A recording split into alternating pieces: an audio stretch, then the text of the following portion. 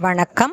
வாரம் ஒரு கோயில் என்ற தலைப்பில் கஜேந்திர மோட்ச கோயில் பற்றி இன்று பார்க்கலாம். எதிர்பார்த்தவர்களை பார்த்தவுடன் ஆபத்தில் உதவும் கடவுளே என சொல்வதுண்டு.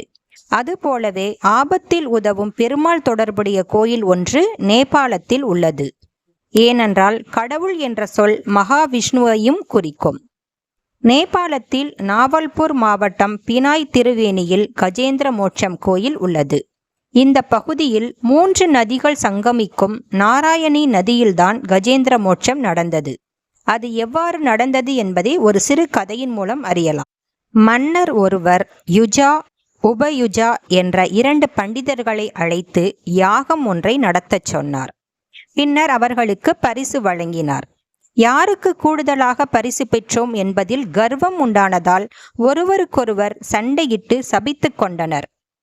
அவ்வாறு சபித்ததன் விளைவாக யுஜா என்ற பண்டிதர் முதலையாகவும் உபயுஜா என்ற பண்டிதர் யானையாகவும் மாறினர். யுஜா என்ற முதலையானது நாராயணி நதியில் வாழ்ந்தது. அதுபோலவே உபயுஜா என்ற பண்டிதர் யானையாக உருமாறி அங்குள்ள காட்டில் வாழ்ந்து வந்தது. ஒரு நாள் தண்ணீர் குடிக்க வந்த யானையின் காலை பகையின் காரணமாக முதலை பிடித்தது. பூர்வ ஜென்ம வாசனையால் பரம்பொருளே என அழைத்தது யானை.